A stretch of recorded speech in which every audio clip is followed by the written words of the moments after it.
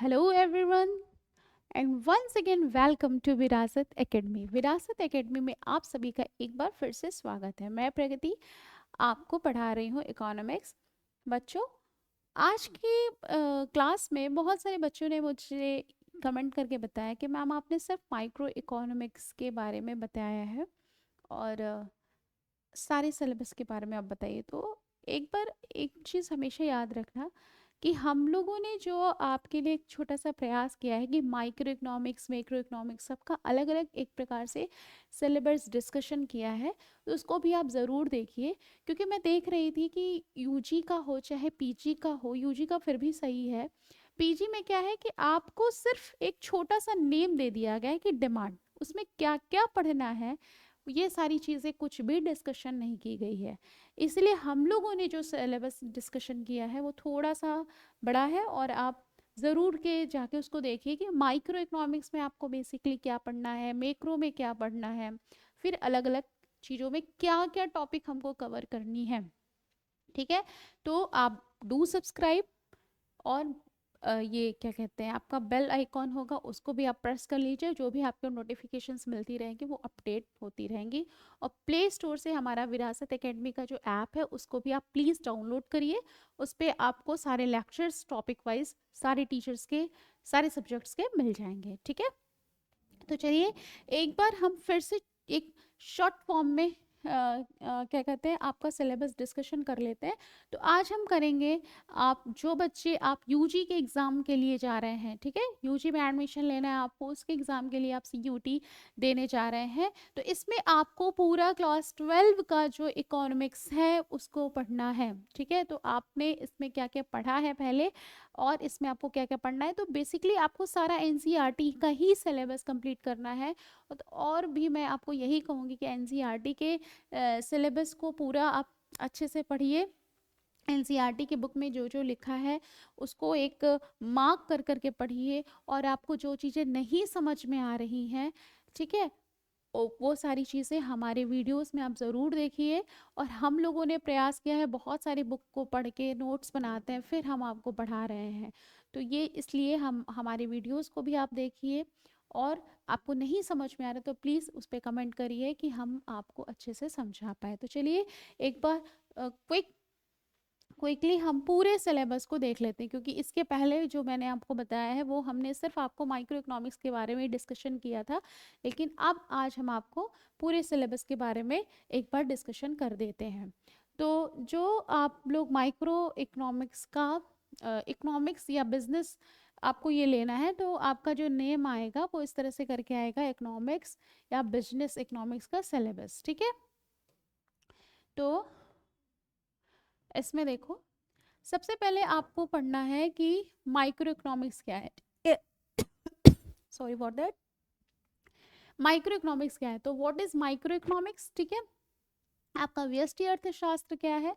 और उसके बाद आपको पढ़ना है कि सेंट्रल प्रॉब्लम्स। सेंट्रल प्रॉब्लम्स बच्चों जो केंद्रीय समस्या है, केंद्रीय समस्या क्या है कि जो हमारा इकोनॉमिक्स है इसमें संसाधन आपके सीमित होते हैं, सीमित संसाधन से, ठीक है, आपका क्या है कि हम लोगों को अपनी सारी इच्छाओं की पूर्ति करनी होती है। तो संसाधन हमारे पास सीमित है लेकिन हमें बहुत सारी चीज़ों का प्रोडक्शन करना है, तो इसमें प्रॉब्लम आ जाएगा कि क्या उत्पादन करें, कैसे उत्पादन करें और क्यों उत्पादन करें।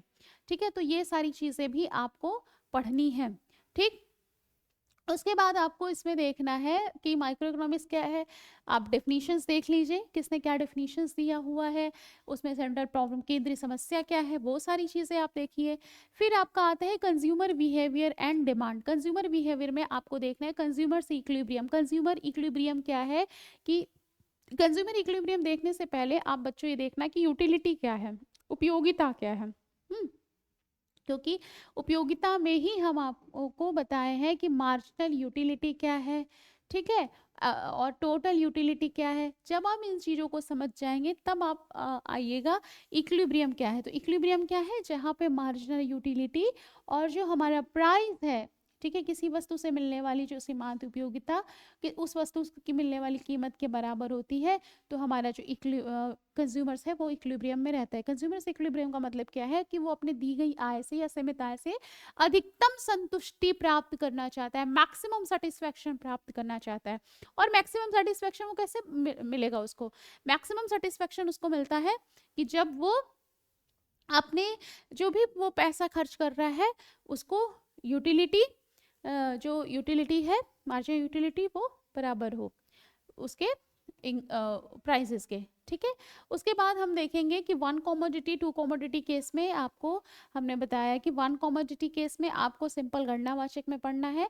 फिर जब हम 2 कमोडिटी केस के बारे में पढ़ते हैं तो हम डिस्कशन करेंगे आपका इंडिफरेंस कर्व का। ठीक है, उसके बाद आता है बच्चों डिमांड, मांग क्या है? मांग में आप पढ़ेंगे मार्केट डिमांड क्या है। जैसे इंडिविजुअल डिमांड है, इंडिविजुअल डिमांड को हम एक क्या करते हैं, क्षैतिज योग करते हैं। ठीक है, उसको हम पार्श्व योग भी कहते हैं या हॉरिजॉन्टल समेशन भी करते हैं। ठीक है, जैसे कि मान लो कि हमारा ये इंडिविजुअल डिमांड कर्व है, इसको हम क्या करते हैं आपस में जोड़ेंगे तो कुछ इस तरह से बनेगा। ठीक है, तो ये इतना प्राइस पे था, ये मान लो ये P है, यहाँ Q है, तो यहाँ पे जो बनेगा वो P प्लस Q क्वांटिटी का बनेगा।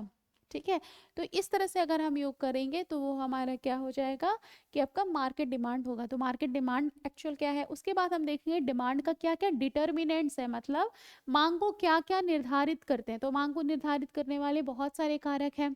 ठीक है, प्राइजेस हैं और सब्स्टिट्यूट गुड्स के जो प्राइजेस हैं। उसके बाद आपका इनकम हो जाएगा, ठीक है, आय हो जाएगा। उसके बाद हम देखेंगे डिमांड शेड्यूल क्या है। डिमांड शेड्यूल क्या है कि जैसे डिफरेंट डिफरेंट प्राइसेस पे, डिफरेंट डिफरेंट कीमतों पे डिफरेंट डिफरेंट जो क्वांटिटी मात्रा मानी जाती है, उसको अगर हम एक तालिका के रूप में प्रस्तुत करते हैं तो उसे हम क्या करते हैं, मांग तालिका कहते हैं। उसके बाद आता है आपका डिमांड कर्व। अगर यही मांग तालिका को हम कर्व के रूप में दिखाते हैं तो ये बनता है आपका डिमांड कर्व। ठीक है, उसके बाद क्या है कि आपका movement along and shift in demand curve.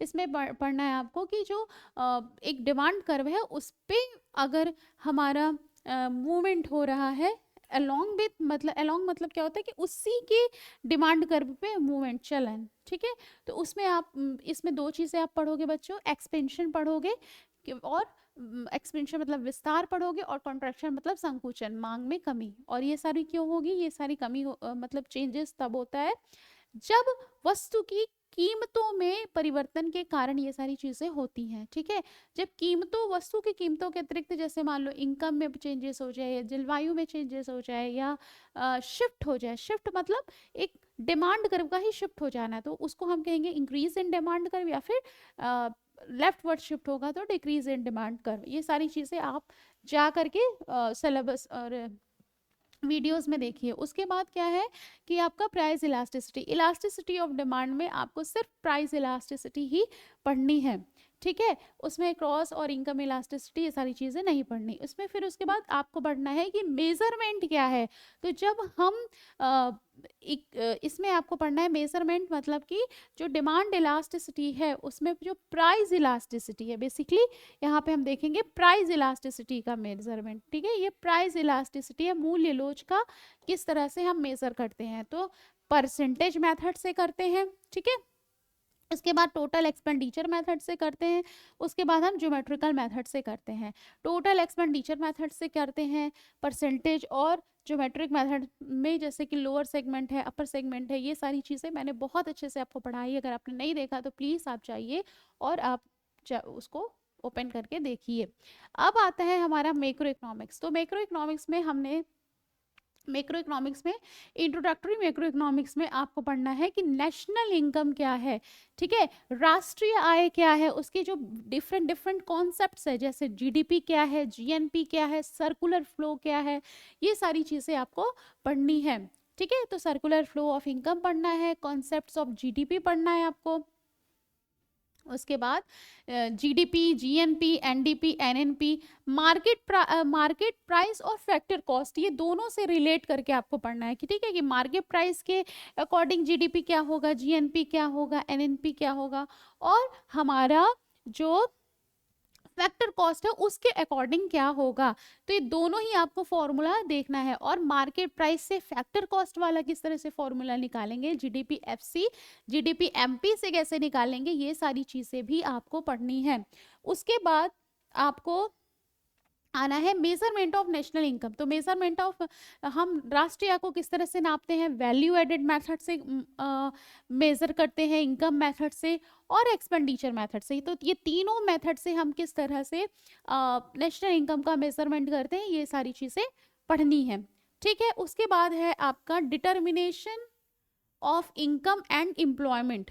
ठीक है, कि यहाँ पे आपका जो आय को निर्धारित, और आय और रोजगार को किस तरह से निर्धारित किया जाता है। तो इसमें आपको पढ़ना है बेसिकली एग्रीगेट डिमांड क्या है। एक तो सिंपल डिमांड हम माइक्रो इकोनॉमिक्स में आपको पढ़ा रहे हैं, यहाँ पे आपको पढ़ना है एग्रीगेट डिमांड क्या है, समग्र डिमांड क्या है, या समग्र जो सप्लाई है, पूर्ति है, वो क्या है। फिर उसके बाद उसके क्या बेसिक कॉन्सेप्ट्स है, ये सारी चीजें आपको पढ़नी है। फिर आपका आता है propensity to consume and propensity to save. इसमें आपको पढ़ना है कि एमपीसी क्या है, एमपीसी क्या है, ठीक है, एमपीएस क्या है, ये सारी चीजें पढ़नी है। फिर एपीसी क्या है, एपीएस क्या है, ये सारी चीजें पढ़नी है। ठीक है, और इसमें आप एक कीन्स का एक अप्रोच भी उन्होंने दिया है, कीन्स के थ्रू ही हम इसको पढ़ेंगे। ठीक है, फिर आता है कि meaning of involuntary unemployment and full employment. तो इन वॉलेंट्री अनएम्प्लॉयमेंट मतलब क्या है, अनैच्छिक जो बेरोजगारी है वो क्या है, और पूर्ण रोजगार क्या है, ये सारी चीजें हम पढ़ेंगे। ठीक है, फिर आता है आपका determination of income and employment two sector model. तो हम बेसिकली यहाँ पे टू सेक्टर मॉडल को डिस्कशन करेंगे। ठीक, और डिटर्मिनेशन ऑफ इनकम के थ्री सेक्टर मॉडल पे नहीं जाएंगे, हमको यहाँ पे सिर्फ और सिर्फ टू सेक्टर मॉडल पढ़ना है। टू सेक्टर मॉडल मतलब क्या है, हाउस होल्ड टू फर्म। ठीक है, फर्म टू हाउस होल्ड। उसके बाद क्या है, concept of investment multiplier and it's working. ठीक है, इसमें हमको क्या है कि इन्वेस्टमेंट जो विनियोग मल्टीप्लायर है और उसके क्या क्या कार्य है, ये सारी चीजें हमको पढ़नी है। फिर आपका क्या है कि problems of excess and deficient demand. अगर एक्सेस डिमांड होता है तो क्या होता है मैक्रो इकोनॉमिक्स में, अगर डिमांड में कमी आ रही है तब क्या होता है, तो ये सारी चीजें हमको यहाँ पे पढ़नी है। फिर आता है measures to correct excess and deficient demand and availability of credit, changes in government spending. तो ये सारी चीजें आपको इसमें क्या पढ़नी है कि हम एक्सेस को किस तरह से करेक्ट कर सकते हैं, या अगर मान लो कि डिमांड में कमी है, ठीक है, तो हम किस तरह से कर सकते हैं, इसमें आपको हिनार्थ प्रबंध, ये सारी चीजें पढ़नी है। अब आता है बच्चों कि मनी एंड बैंकिंग में हमको क्या पढ़ना है। तो मनी एंड बैंकिंग में बहुत ही सिंपल सा हम डिस्कशन करेंगे कि मनी क्या है। ठीक है, आपका मनी क्या है, उसका क्या मीनिंग है, और इसका इवैल्यूएशन मतलब उसका क्या इतिहास रहा है। ठीक, उसके बाद हम देखेंगे कि मनी के क्या क्या फंक्शन है। तो इसमें आपको बेसिक जो आपके यहाँ पे जो फंक्शंस होगा, फंक्शंस और मीनिंग से ही बहुत सारे क्वेश्चंस आएंगे। तो आप इस चीज़ों को अच्छे से डिस्कशन अच्छे से पढ़िए, और इस पे जितने भी चीज़ें हैं उस चीज़ों को, जितने भी छोटे से चीज़ें हैं वो सभी उनको परिभाषा के साथ पढ़ते हुए उसके जो फंक्शंस हैं वो सारी चीज़ें याद करिए। फिर उसमें जो टाइप्स ऑफ मनी है, फेट मनी है, या और भी जो भी टाइप्स ऑफ मनी है, वो सारी चीज़ें भी इसमें आपको पढ़नी है। फिर आता है आपका कि central bank meaning and function. तो यहाँ पे जो केंद्रीय बैंक है, जो आरबीआई है, उसका क्या हमारा मीनिंग है, यहाँ पे बेसिकली हमें आरबीआई के बारे में ही पढ़ना है, और उसके क्या क्या फंक्शंस हैं, उसके फंक्शंस बहुत इंपॉर्टेंट है, तो हमको यहाँ पे फंक्शंस भी पढ़ने हैं। फिर आता है हमारा कमर्शियल बैंक, मीनिंग क्या है और उसके फंक्शन। ठीक है, तो इसमें आपको तीन चीज ही पढ़नी है, मनी, बैंक और कमर्शियल बैंक और सेंट्रल बैंक। ठीक है, फिर आता है हमारा यूनिट 6, इसमें हमको पढ़ना है government budget and the economy. ठीक है, इस समय के इस बजट को हम थोड़े से इस समय की जो बजट है उससे भी रिलेट करके पढ़ेंगे, ताकि हमको बहुत अच्छे से चीज़ें और कॉन्सेप्ट्स हमारी क्लियर होंगी। ठीक है, तो सबसे पहले हम इसमें देखेंगे कि जो सरकारी बजट है वो क्या है, मीनिंग क्या है, और उसका क्या है कंपोनेंट्स क्या है। ठीक है, उसके बाद क्या है objective of government budget, government budget बनाती क्यों है। ठीक है, क्यों बजट बनाया जाता है, इस समय का जो बजट है उससे रिलेट करके हम इसको आपको बताएंगे। फिर classification of receipts, revenue receipts, capital receipts. ठीक है, जो रिसिप्ट्स है वो क्या है, ठीक है, कैपिटल रिसिप्ट्स क्या है, रेवेन्यू रिसिप्ट्स क्या है, उसके बाद हम क्या है एक्सपेंडिचर को किस तरह से हम वर्गीकरण किए हैं, ठीक है, रेवेन्यू एक्सपेंडिचर क्या है, ठीक है, राजस्व व्यय क्या है, राजस्व आय क्या है, ठीक है, और जो सरकार प्लान और नॉन प्लान के थ्रू जो एक्सपेंडिचर करती है, या जो डेवलपमेंटल या नॉन डेवलपमेंटल अप्रोच है, ये सारी चीज़ें क्या है। बच्चों जब भी आप इन चीज़ों को पढ़िए, government budget and the economy, आप एक हम आपको इसको बहुत अच्छे तरीके से, जो हमारा आर्थिक सर्वेक्षण आता है, ठीक है, इकोनॉमिक सर्वे आता है, आप पहले तो कॉन्सेप्ट्स जानिए, फिर कॉन्सेप्ट्स के साथ साथ अभी के जो हमारे बजट आए हैं 2024-25 के, उससे रिलेट करके आप इस चीज को पढ़िए, ठीक है, तो आपको बहुत अच्छे से मजा भी आएगा पढ़ने में और क्लियर भी होती है। फिर आता है आपका यहाँ पे revenue deficit, fiscal deficit, primary deficit, ठीक है, इसमें राजस्व घाटा क्या है आपका, फिर रेवेन्यू आपका घाटा क्या है, फिर प्राइमरी घाटा क्या है, ये सारी चीज़ें आपको पढ़नी है। फिर उसके बाद हम देखेंगे कि इसका क्या इम्प्लीकेशंस है, ठीक है, क्या इसका प्रभाव पड़ रहा है, और major to content different deficit, ठीक है, और इस तरह से हम जो कंटेंट डिफरेंट डेफिसिट जो है उस तरह उसको हम किस तरह से मेजर कर सकते हैं, और उसके लिए क्या हम प्रबंध कर सकते हैं। फिर आता है आपका बैलेंस ऑफ पेमेंट, भी आपको इसी में पढ़ना है। तो बैलेंस ऑफ पेमेंट क्या है कि फॉरेन एक्सचेंज रेट पढ़ना है इसमें आपको, ठीक है, विदेशी विनिमय दर पढ़ना है, उसके बाद फिक्स्ड इसमें अप्रोच आता है ना, फिक्स्ड एक एक्सचेंज रेट आएगा, फ्लेक्सिबल एक्सचेंज रेट आएगा, ठीक है, लचीली ब्याज की दर आएगी, और आपका फिक्स्ड स्थिर ब्याज, सॉरी, लचीली बैलेंस ऑफ पेमेंट है, एक्सचेंज रेट है, विनिमय दर है, लचीली विनिमय दर है, और आपका स्थिर विनिमय दर है, वो क्या है। और जब भी आप इसको पढ़िए, जैसे ये सारी चीजें क्या है कि आप रीसेंट की चीजों को ध्यान में रखते हुए पढ़िए। आप देख लीजिए कि इस टाइम का फिक्स्ड एक्सचेंज रेट क्या चल रहा है for the that time period, ठीक है, आप जब भी पढ़िएगा इसको तो आप इस चीज को आप जरूर देखिए। उसके बाद क्या है, मेरिट्स क्या है, मेरिट्स मतलब फिक्स्ड एक्सचेंज रेट के क्या मेरिट है, ठीक है, मेरिट एंड डिमेरिट मतलब क्या उसकी फायदे हैं, विशेषताएं हैं, और डिमेरिट्स मतलब क्या उसकी आलोचना है, क्या उसमें कमियां हैं, ये सारी चीज़ें इसमें डिस्कशन करना है। फिर आपको करना है determination through demand and supply. तो जो फिक्स्ड एक्सचेंज रेट है या फिर जो फ्लेक्सिबल एक्सचेंज रेट है, वो हम डिमांड और सप्लाई के थ्रू किस तरह से हम क्या करते हैं कि निर्धारण होती है, ठीक है, फ्लेक्सिबल एक्सचेंज रेट है वो किस तरह से निर्धारित होती है, और फिक्स्ड एक्सचेंज रेट है वो किस तरह से निर्धारित होती है। फिर आपका था brief analysis of recent exchange rate issues, ठीक है, इसमें आ गया कि जो अभी एक्सचेंज रेट के जो इश्यूज चल रहे हैं या जो इशू है, ठीक है, वो सारी चीज़ें क्या है, तो आप इस चीज़ को पढ़िए। फिर आता है आपका इंडियन इकोनॉमिक एंड डेवलपमेंट। अब ये इंपॉर्टेंट थोड़ा सा है, मतलब इंपॉर्टेंट तो सभी है, इसको भी आप रिसेंट से जोड़ के ही पढ़िए। तो इसमें देखो क्या है,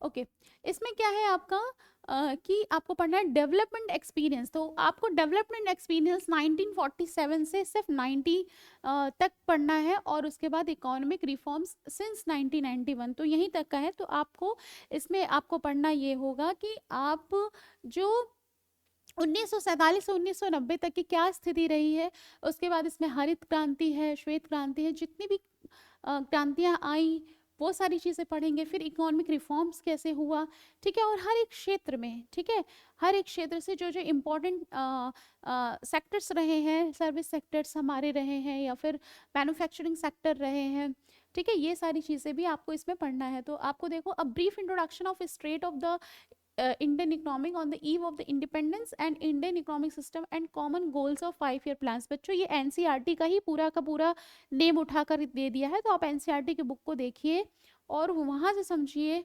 वहाँ से वो पढ़िए। हिंदी में हो तो हिंदी के पढ़ो, इंग्लिश में हो तो इंग्लिश में पढ़ो, बट ये सारी चीज़ें एनसीईआरटी के ही टर्म्स एज इट इज़ दे दिए हैं, तो आप इसको अच्छे से पढ़िए। मेन फीचर्स प्रॉब्लम क्या था, पॉलिसीज़ एग्रीकल्चर में क्या क्या इश्यूज हो रहा था, क्यों पॉलिसीज़ चलाई गई, और पॉलिसी किसने चलाई, कब चलाई, क्यों चलाई। तो जब भी आप इकोनॉमिक्स में कोई भी चीज़ इस तरह से आप पढ़िए, तो आप 3 चीज़ें हमेशा याद रखिए, कब हुआ, क्यों हुआ, और किसने किया। तो इससे भी बेसिकली क्वेश्चन आ सकता है, ठीक है। फिर आपका जो संस्थागत एस्पेक्ट्स है, पहलू हैं, उसके बाद न्यू एग्रीकल्चर स्ट्रेटेजी आई, नई जो योजनाएं आई हैं, ठीक है, ये सारी चीज़ें भी आपको देखना है। फिर आता है कि जो करेंट चैलेंजेस है फेसिंग द इंडियन इकोनॉमिक जो है करेंट चैलेंजेस क्या फेस कर रही है, वो सारी चीज़ें भी आपको देखना है। और आप अगर आप प्रीवियस भी देख रहे हो ना, तो करंट से रिलेट करते हुए देखो, एक क्रिटिकल थिंकिंग बनाओ, इससे क्या होती है, चीज़ें याद भी रहती है और बहुत अच्छे से आप कर सकते हो, ठीक है। पॉवर्टी क्या है, तो पॉवर्टी गरीबी हमेशा से रही है और ये एक चैलेंजेस है हमारे भारतीय अर्थव्यवस्था के लिए। तो उसके बाद हम देखेंगे कि जो पॉवर्टी है, इसमें एब्सोलूट पॉवर्टी क्या है, एक निरपेक्ष गरीबी होता है, एक सापेक्ष गरीबी होता है, ठीक है। जैसे मान लो कि आप गरीब हो, हम भी गरीब हैं, लेकिन आप मुझसे ज़्यादा गरीब हो या मुझसे कम गरीब हो, ये हम रिलेटिवली अप्रोच में देखते हैं, ठीक। उसके बाद है main programmes for poverty alleviation, मतलब क्या है कि पॉवर्टी को गरीबी को हटाने के लिए क्या क्या प्रोग्राम चलाए गए हैं, उसका क्रिटिकल असेसमेंट मतलब कि हम उसका क्या क्या फ़ायदा है, ठीक है, ये सारी भी चीज़ें, या उसकी पॉजिटिव इम्पैक्ट पड़े हैं, क्या वो निगेटिव चीज़ें उसमें हैं, ठीक है, ये सारी चीज़ें देखेंगे। जैसे कि आप जब पढ़ोगे कि लकड़ा वाला कमेटी या सुरेश तेंदुलकर कमेटी आई, उन्होंने बताया कि आप इतने कैलोरीज खाएंगे तो आप गरीब नहीं है, इतना कैलोरीज से कम आप एक्सपेंडिचर कर रहे हैं भोजन पे तो वो गरीब है। तो इस तरह से करके उसके बहुत सारे इश्यूज चले हैं, वो सारी चीज़ें आपको यहाँ पे पढ़नी होगी। फिर है ह्यूमन कैपिटल फॉर्मेशन क्या है, how many people become resource, role of human capital in economic development. Human capital actual में क्या है, इसके क्या क्या डिफिनीशन दिए गए हैं, और इसमें आपको जैसे कि पढ़ना होगा कि भौतिक निर्देशांक ये सूचकांक क्या है, फिर उसके बाद ह्यूमन कैपिटल जो अप्रोच आया है, ये सारी चीज़ें भी इसमें आपको पढ़नी होगी। रूरल डेवलपमेंट, इसमें आपको ग्रामीण विकास में क्या इश्यूज हैं, क्रेडिट और मार्केटिंग क्या है, और role of cooperative and agriculture diversification, ठीक है, इसमें क्या है कि आपकी जो कृषि विभिन्नताएं हैं किस तरह से रूरल डेवलपमेंट में आपका योगदान देती हैं, ये सारी चीज़ें इसमें आपको पढ़नी है। फिर आपका आता है एम्प्लॉयमेंट में आपको पढ़ना है रोजगार में इस समय करंट सिनेरियो क्या चल रहा है, वर्क पार्टिसिपेशन रेट क्या है, इसमें आपको बेसिकली देखो एक चीज, दो चीजें होती हैं, एक लेबर फोर्स पार्टिसिपेशन होता है, वर्क फोर्स पार्टिसिपेशन होता है, ठीक है। लेबर फोर्स में क्या होता है, वो व्यक्ति जो बेरोजगार है, बेरोजगार मतलब जो काम ढूंढ रहा है उसको काम नहीं मिल रहा है, ठीक है, और एक जो रोजगार है, ठीक है, तो वो दोनों ही लेबर फोर्स में आते हैं। वर्क फोर्स में जो सिर्फ रोजगार में है, ठीक, तो हमको यहाँ पे वर्क फोर्स पार्टिसिपेशन पढ़ना है, ठीक है। तो जब आपको ये पढ़ाया जाएगा तो इसमें बहुत अच्छे से आपको क्लियर होगा। अभी तो आप सिलेबस देखिए इसमें। उसके बाद वर्कफोर्स पार्टिसिपेशन फॉर्मल और इनफॉर्मल सेक्टर्स, ठीक है, दो सेक्टर्स हैं आपका, फॉर्मल सेक्टर है, इनफॉर्मल सेक्टर है। उसके बाद आप इसमें और पढ़ोगे ऑर्गेनाइज सेक्टर है, अनऑर्गेनाइज सेक्टर है, तो प्रॉब्लम्स क्या है, उसकी पॉलिसीज क्या है, और इसके तो बेसिकली आप डिफिनीशंस को भी ध्यान में रखिएगा, क्योंकि फिर आगे चल के आपको बहुत सारी चीज़ें कंफ्यूज होगा कि फॉर्मल क्या है, इनफॉर्मल सेक्टर क्या है, उसके बाद ऑर्गेनाइज सेक्टर क्या है, उसको किस तरह से हम बताते हैं। फिर है इंफ्रास्ट्रक्चर, अवसंरचना क्या है, इसमें आपका अवसंरचना का मीनिंग क्या है, जो रोड्स बनवाए जा रहे हैं या जो सड़कें बनाई जा रही हैं, ठीक है, उसका टाइप्स क्या है। केस स्टडी आपको किसके संदर्भ में पढ़ना है, आपको health problems and policies a critical assessment. हमेशा याद रखो कि जब भी हम इंडियन इकोनॉमिक्स पढ़ रहे हैं तो उसमें कोई भी टॉपिक आ रहा है तो इसमें लिखा है कि हम क्रिटिकल असेसमेंट कर रहे हैं। क्रिटिकल असेसमेंट इसमें शब्द इसलिए ऐड किया गया है कि जो भी योजनाएं चलाई जाती हैं उसकी कुछ खामियां होती हैं, कुछ उपलब्धताएं होती हैं, तो क्या उसमें क्या हमको बेनिफिट दिया, हमको क्यों नई योजनाएं बनानी चाहिए, पुरानी क्यों बेकार हैं, इसमें क्या और एड ऑन करना चाहिए, इसलिए हम हर चीज़ों का क्रिटिकल असेसमेंट करेंगे। और जब भी आपको ये चीज़ें पढ़ाई जाएंगी आपको करेंट सिनेरियो से जोड़कर पढ़ाई जाएंगी, ठीक है, जो भी वर्तमान में योजनाएं चल रही हैं उन सभी चीज़ों को जोड़ करके इसको आपको बहुत अच्छे से हमारे चैनल पे आपको पढ़ाया जा रहा है।